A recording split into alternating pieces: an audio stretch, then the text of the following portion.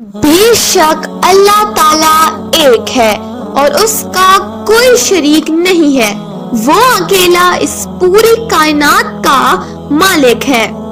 دنیا کی تاریخ میں ایسے بہت سارے بدبخت بادشاہ اور فرعون گزرے ہیں جن کو ان کی دولت اور بادشاہت کے نشے نے مغرور بنا دیا اور وہ خود کو خدا کہلوانے لگے، لیکن جب یہ مغرور اپنے تکبر میں حد سے بڑھنے لگے تو اللہ تعالیٰ نے جو وحدہ لا شریک لہ ہے اور اس کائنات کا حقیقی مالک ہے، ان کو دنیا کے لیے عبرت کا نشان بنا دیا۔ ایسے بادشاہوں میں سے ایک نام نمرود کا بھی ہے جو شہر بابل کا حاکم تھا۔ روایت میں آتا ہے کہ نمرود نے 400 سال اس دنیا پر حکومت کی۔ وہ بہت ظالم اور جابر حکمران تھا۔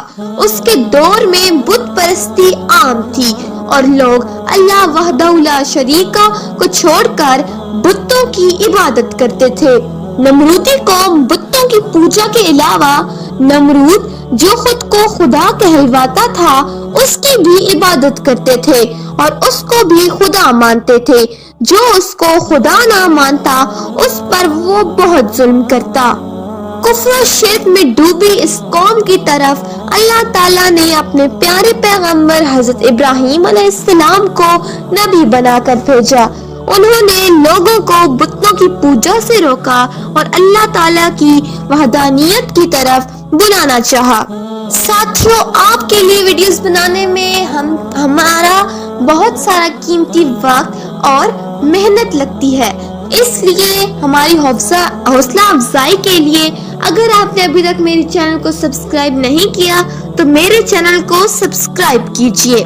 حضرت ابراہیم علیہ السلام نے ان لوگوں کو اللہ تعالیٰ کی طرف بلانا چاہا، لیکن نمرودی ایسی بدبخت قوم تھی جو بت پرستی سے باز نہ آئی۔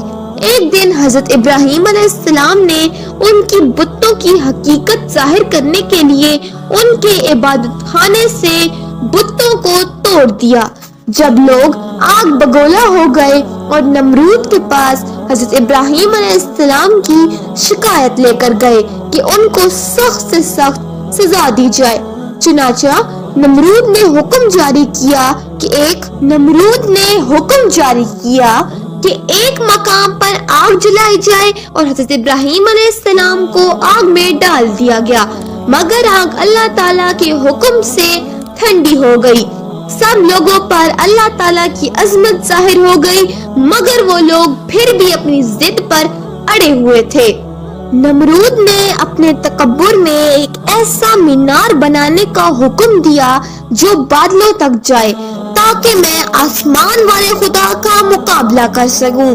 وہ بدبخت اس مینار پر چڑھ کر اللہ تعالیٰ کو للکارتا، لیکن کوئی جواب نہ پا کر وہ کہتا کہ آسمانی خدا میرا مقابلہ نہیں کر سکتا۔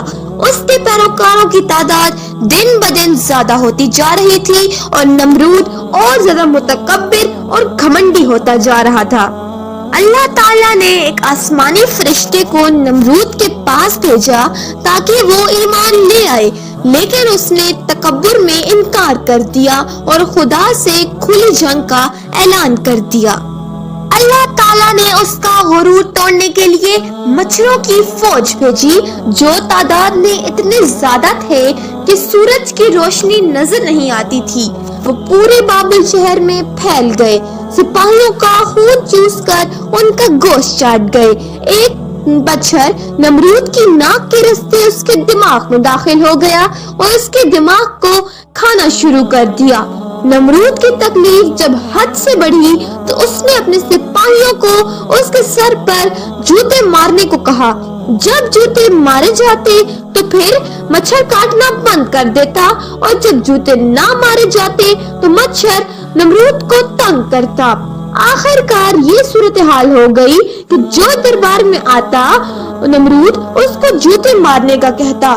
یوں اسے 400 سالوں تک جوتے اور ڈنڈے پڑتے رہے اور خدائی کا دعویٰ کرنے والا اتنی ذلت اور رسوائی کی موت مر گیا۔